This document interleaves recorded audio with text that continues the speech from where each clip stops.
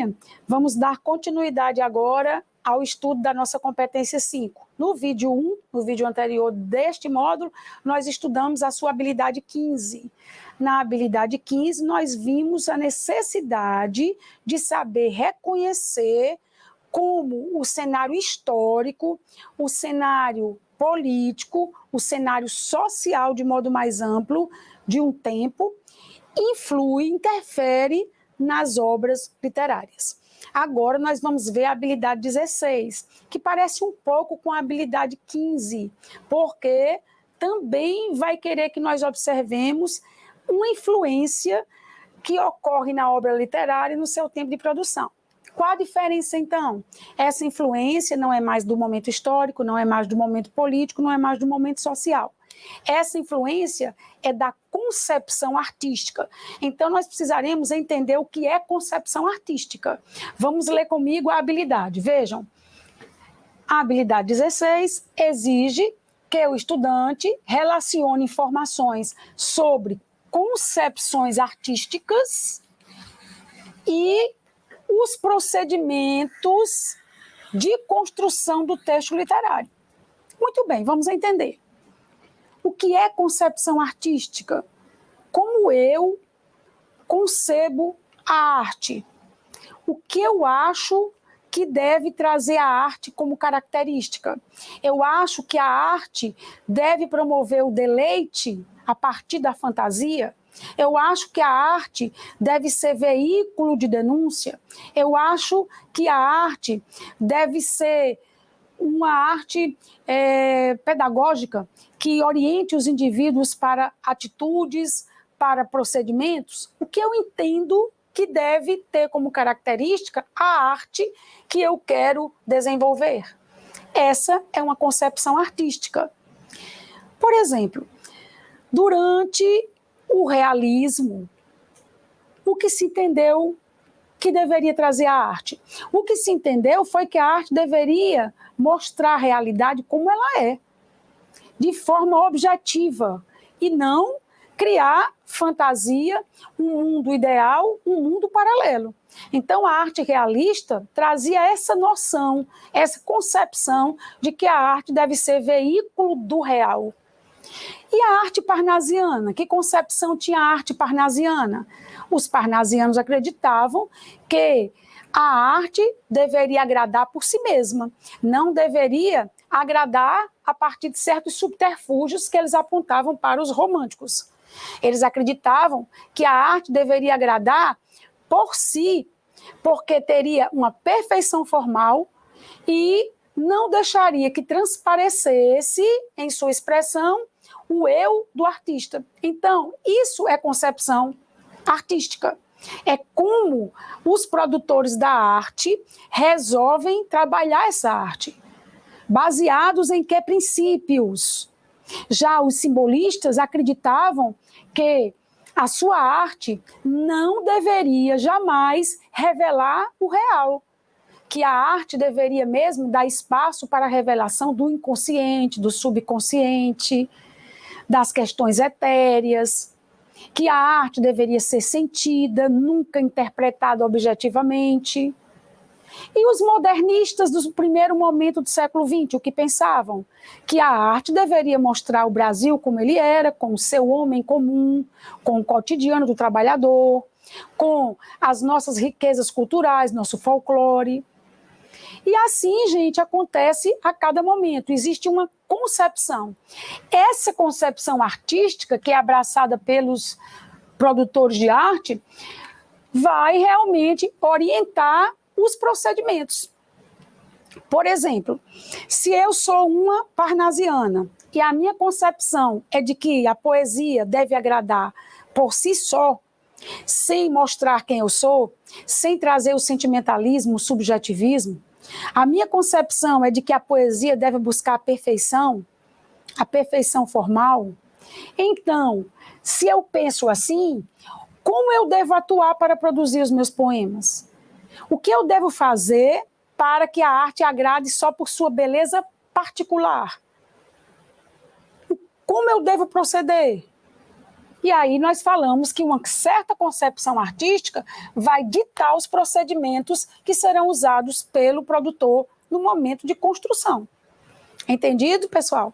Por exemplo, quando eu digo que sou uma realista naturalista, qual a minha concepção?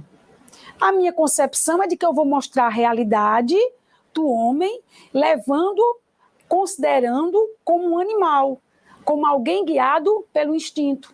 Na minha concepção artística de realista naturalista, eu devo voltar a minha câmera, eu devo voltar o meu olhar para as classes mais desfavorecidas. Eu devo voltar o meu olhar para os ambientes mais sofridos. Devo voltar o meu olhar para os ambientes coletivos da miséria, da promiscuidade. Eu devo olhar para isso, registrar de forma objetiva e entregar à sociedade, se eu sou uma realista naturalista. Então, vejam bem, depois que eu tomo essa decisão, que procedimentos artísticos eu devo adotar para atender a essa minha forma de ver a arte? Eu devo ter os seguintes procedimentos: procurar um vocabulário que realmente atenda a essa finalidade, procurar escrever sobre alguns ambientes específicos para atender a essa minha vontade de mostrar as classes desfavorecidas vivendo em coletividade, envoltas pelo instinto. Então, a concepção que eu adoto, que eu abraço, é que vai ditar os procedimentos que eu devo ter. Se eu sou uma parnasiana, no momento em que eu decido que a minha arte tem que ser fria e que tem que ser agradável por si própria, quando eu decido que a minha arte fala sobre a própria arte, nunca sobre mim mesma, então isso vai me orientar na escolha do meu vocabulário, na escolha dos meus temas, nos meus procedimentos de construção. Quando eu acho que a arte tem que ser perfeita, que a forma é fundamental, eu escolho proceder usando versos decassílabos. Eu escolho proceder usando rimas ricas. Eu escolho proceder usando rimas preciosas. Então, o que eu penso sobre a arte, se eu sou uma parnasiana? Que ela deve ser uma arte perfeita. Então, para que ela realmente pareça perfeita, eu vou proceder da seguinte maneira: todos os meus versos serão decassílabos, todas as minhas rimas, se possível, serão ricas, serão preciosas, o meu vocabulário será erudito, não poderá ser um vocabulário conhecido demais, popular. Então, isso vai realmente definir os meus procedimentos. Ficou claro, pessoal? A importância dessa habilidade é muito grande. Entendendo a habilidade, a literatura tem a sua história marcada por concepções artísticas que influenciam sua produção. Gente, vamos lembrar que concepções artísticas influenciaram a literatura brasileira? Muito bem. A Carta de Caminha não foi exatamente um texto literário. Esse período inicial, que nós chamamos de período da literatura de informação e da literatura catequética, não tinha como finalidade a arte. Tinha uma finalidade informativa e uma finalidade catequética, como diz o próprio nome. A primeira manifestação artística mesmo foi a barroca. Então, nós tivemos o barroco. Depois veio o arcadismo, depois o romantismo, o realismo. Dentro do realismo, houve uma tangente para o que se chama realismo-naturalismo. E nós sabemos que, enquanto o barroco foi poesia e prosa, porque Gregório, por exemplo, fez poesia, era um cultista, e o padre Antônio Vieira fez conceptismo e fez prosa, né? Escrevia sermões e cartas. Enquanto os Árcades escreviam predominantemente poemas, houve as cartas chilenas que são feitas em prosa, mas a predominância era de poemas. Enquanto os românticos se dividiram, escreveram poesia e prosa, os realistas e os realistas naturalistas escreveram só prosa. Então, as estéticas, que nós chamamos assim, as concepções artísticas anteriores, tiveram grupos que escreviam em prosa e em poesia, mas os realistas e os realistas naturalistas escreviam em prosa. O conto, a crônica, o romance. Eles não escreviam poesias. Na época em que eles escreviam sua prosa, havia os parnasianos escrevendo a poesia. Então, o parnasianismo é concomitante, é simultâneo ao realismo e ao realismo naturalismo. Depois, nós tivemos o simbolismo, que tem uma predominância da poesia. Depois do simbolismo, temos um período de transição, que é o pré-modernismo. Já estamos no século XX, e aí começamos o que se chama modernismo, que teve 3 fases. Depois veio o pós-modernismo, e estamos hoje, né, na nossa contemporaneidade. Então, pessoal, é isso. Então, nós tivemos concepções artísticas e ainda temos. Dentro do modernismo, gente, nós temos muitas subdivisões. Entende? Por exemplo, no segundo momento modernista, nós tivemos diversas tendências, no terceiro também, e não é possível, né, adentrarmos cada uma delas, mas já fica aí a lembrança da nossa sequência. Não devemos generalizar que todo texto literário seja ligado a uma concepção artística. Isso é muito importante. Não é porque eu vivi na época dos românticos e eu era uma pessoa que gostava de escrever poema que o meu poema teria que ser romântico. Não. Existia uma tendência a isso. Mas é claro que uma obra artística não precisa estar num grupo de outras obras com os mesmos traços. Então, precisamos ter essa noção também.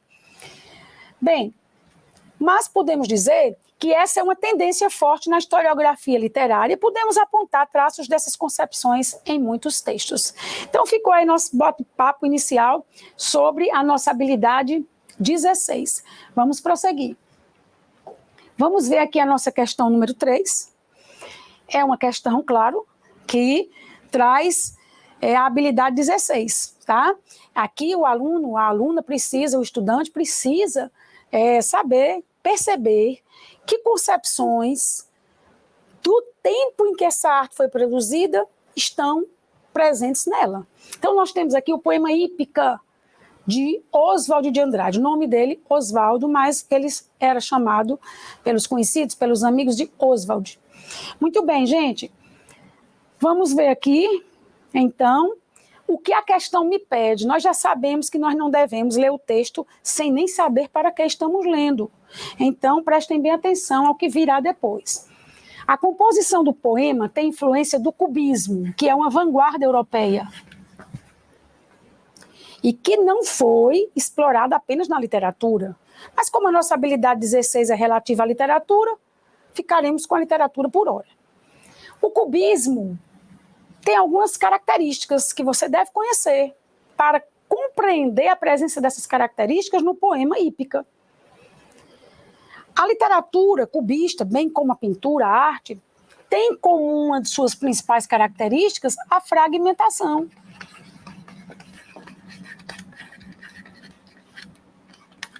A simultaneidade. Quando você lê um poema cubista, você percebe que se você tivesse lido primeiro a estrofe 2 e só depois a primeira, você teria visto as cenas do mesmo modo. Você teria visto as imagens do mesmo modo. Então, uma das características mais marcantes do cubismo é a fragmentação. Existem outras, é claro. Vamos ver o que nós veremos no poema e eu vou acrescentando a vocês.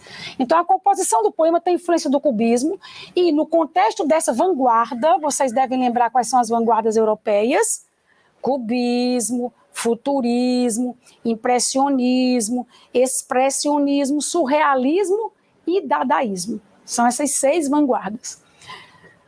Gente, continuando a nossa leitura, a fragmentação do todo é que permitia mostrá-lo em suas simultaneidades. O Oswald tem um romance que poderia ter seus capítulos dispostos de forma diferente. Não haveria problema algum. Porque se no capítulo 1 ele mostra sua mãe em casa, costurando, atuando, e no 2 ele mostra a irmã, eu poderia ver o contrário, já que aquela é a situação de vida delas, que elas vivem simultaneamente naqueles afazeres, não haveria problema algum. O capítulo 1 não é causa para o que vai ocorrer no capítulo 2. Não existe uma sequência de linearidade, existe uma fragmentação. Imaginemos, por exemplo, que você consegue ver no seu trabalho, pelo seu computador, a sua casa inteira. Então, uma parte da sua tela tem a imagem de um quarto, a outra parte tem a imagem da sala, a outra parte a imagem do jardim, a outra parte a imagem da cozinha, assim por diante. Então, é essa fragmentação que permite que você veja a casa inteira. Você vê a simultaneidade. Você não precisa ver só a cozinha, depois só o quarto, depois só a sala, depois só o jardim. Porque você pode ver, de repente, o que está acontecendo ao mesmo tempo nesses ambientes. Então, isso lembra um pouco o cubismo. Nós estávamos chegando ao século XX quando essas vanguardas surgiram. E de lá para cá, é isso que nós estamos observando. Nós estamos sempre em uma espécie de caleidoscópio. Nós vemos tudo ao mesmo tempo, nós somos bombardeados por diversas imagens ao mesmo tempo. Então, vejam bem, para retratar em sua completude o ambiente onde ocorre uma corrida de cavalos, Oswald de Andrade, no poema Hípica, promoveu o quê?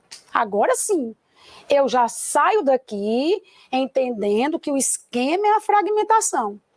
E aqui eu já vou ler aquele poeminha, olhando como fez o nosso poeta para conseguir retratar o ambiente inteiro, a completude do ambiente. Entendido? Vamos lá, pessoal? Vamos voltar?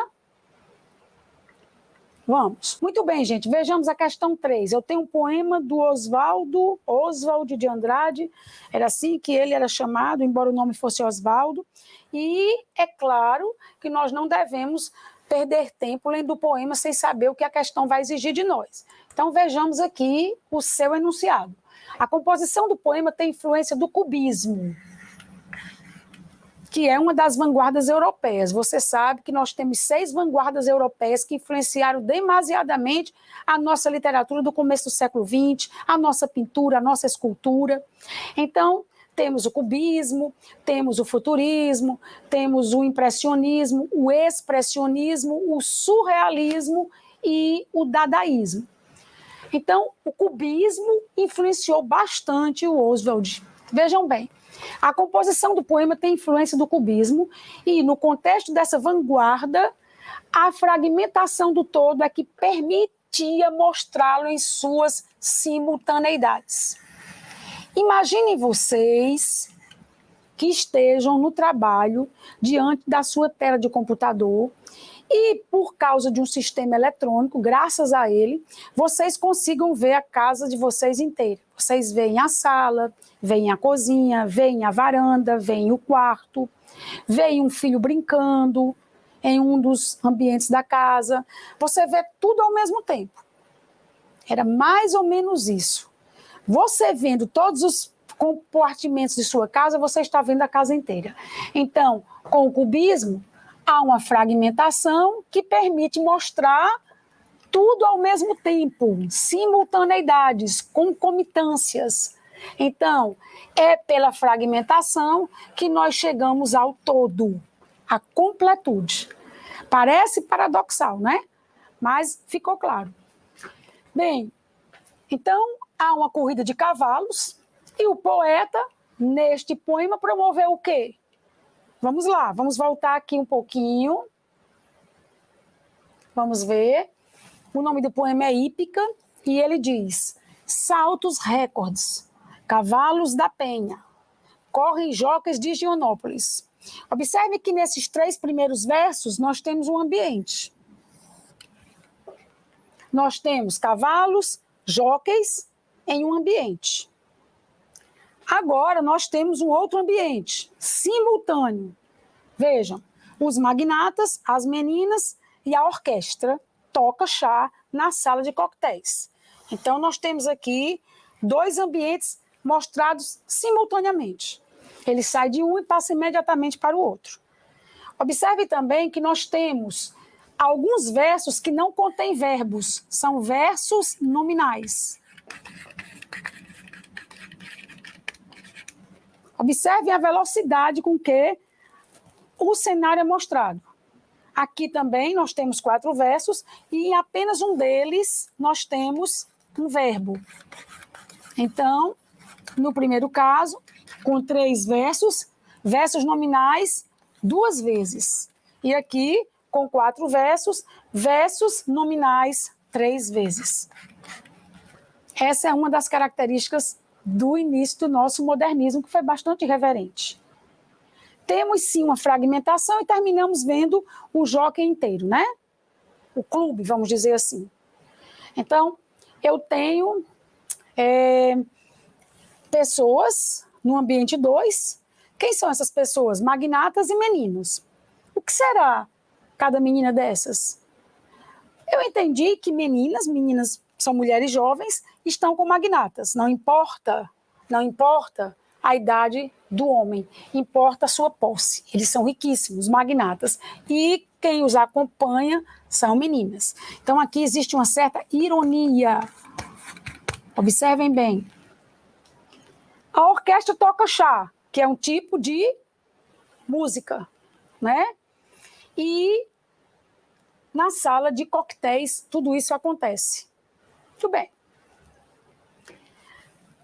Observem aqui a ideia do chá, que deveria ser o chá música, né? Portanto, seria um chá com X. Então, nós temos muitas ironias. Aqui nós temos o inglês, records, ao lado de uma palavra da nossa língua, trazendo também mais uma irreverência do poeta. É isso, gente. Vamos ver aqui o que pede a questão. A questão, você sabe que sempre traz uma informação e depois traz o comando. Para retratar em sua completude o ambiente onde ocorre uma corrida de cavalos, o que faz o poeta? A. Promove uma sobreposição. Ele estava com o ambiente da corrida, de imediato passou para o ambiente da sala de coquetéis. Uma sobreposição de imagens que deslocam o olhar do leitor da pista de cavalos para o público entretido pela orquestra, o que resulta em uma imagem multifacetada, ou seja, de mais de uma face, composta de pedaços, de fragmentos de diferentes planos da realidade. Bom, eu gostei, vocês? Vou colocar a minha interrogaçãozinha, gente. A predominância de nomes sobre verbos, realmente eu percebi isso. Eu percebi que só há 2 verbos no poema, o que confere velocidade às ações da cena, é verdade. E estabelece ambiguidades quanto aos agentes das 2 formas verbais.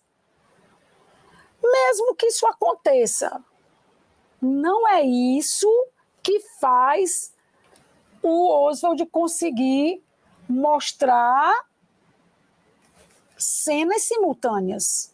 Não é porque há mais nomes que verbos que ele consegue mostrar cenas simultâneas. Embora haja verdade aqui, não tem relação com o que a questão perguntou.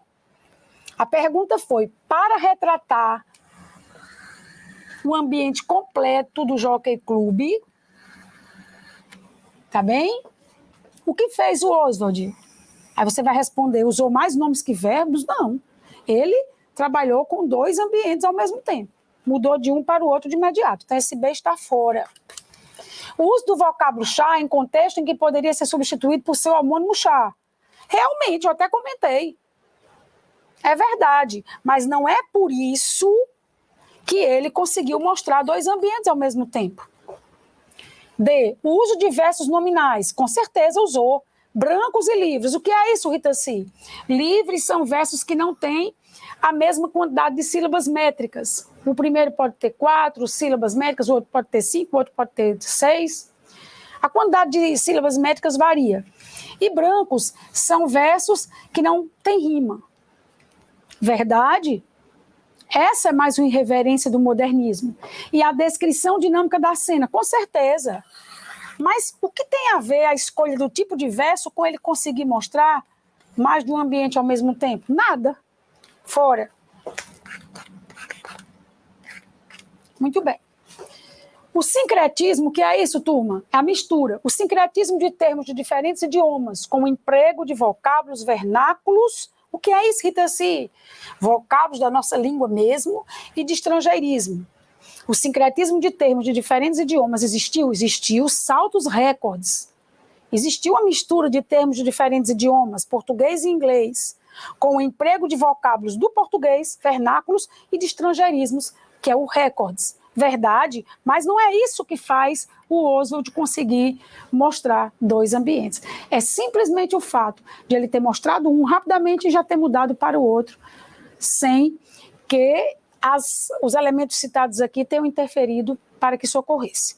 Então, nosso gabarito vai ser realmente A. Vamos em frente, turma. A habilidade 17. Vejam.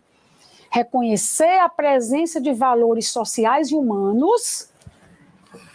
Valores sociais e humanos. Por exemplo, turma, um valor humano, a empatia, preocupar-se com o outro, posicionar-se no lugar do outro. Outro valor humano, a ética, agir eticamente. Outro valor humano, deixe-me ver, a sinceridade,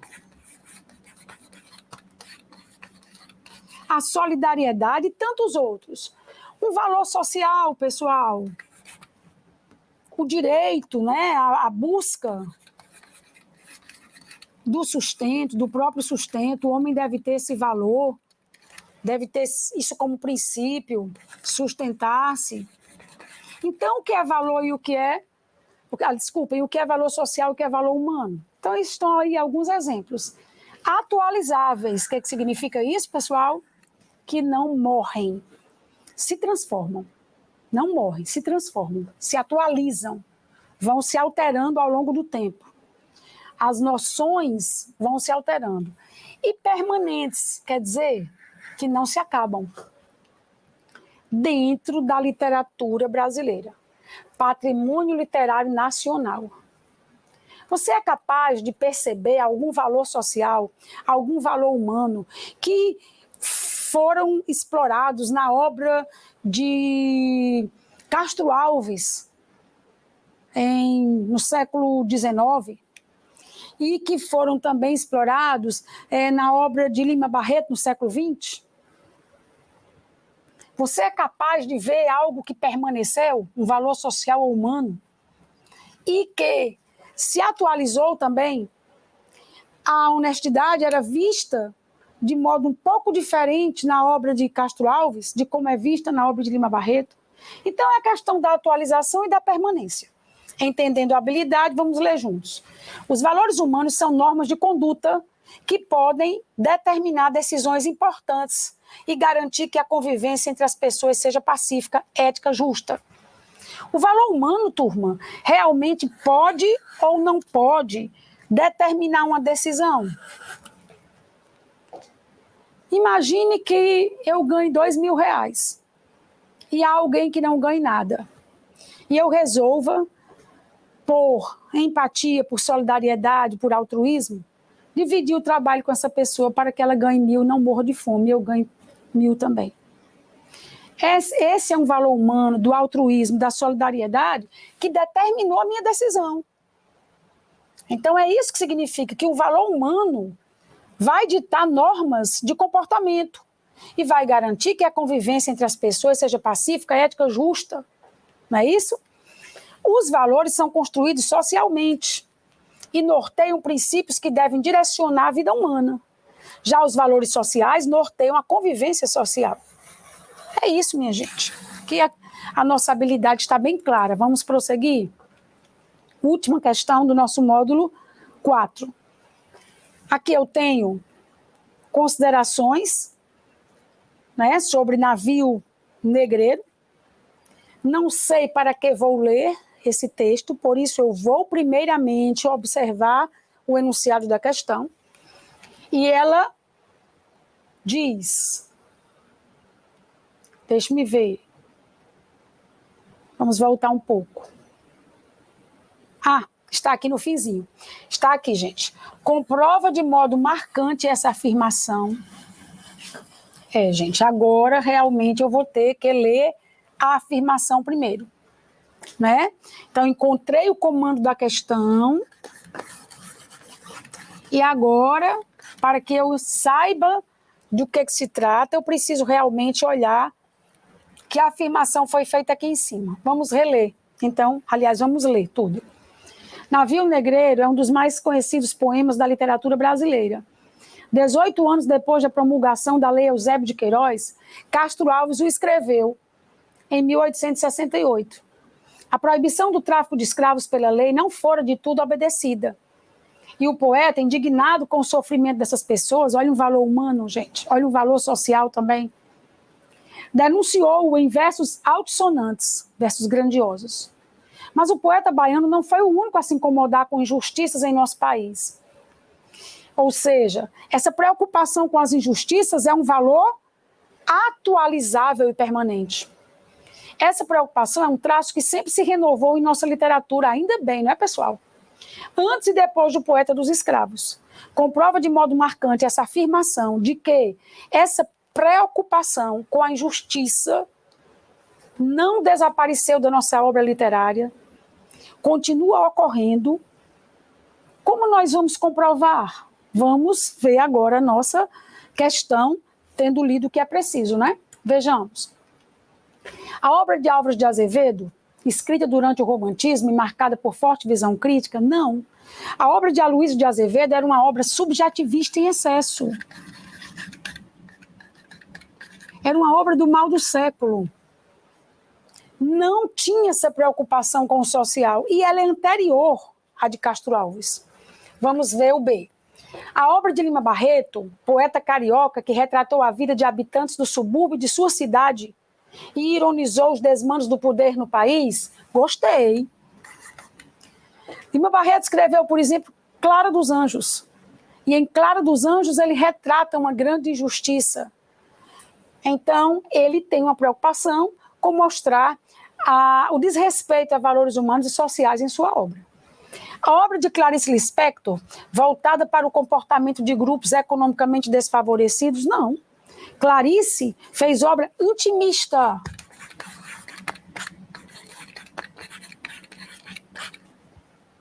D. A obra de Vinícius de Moraes, de cunho predominantemente social e marxista, até mesmo em seus famosos sonetos, de cunho predominantemente social, não.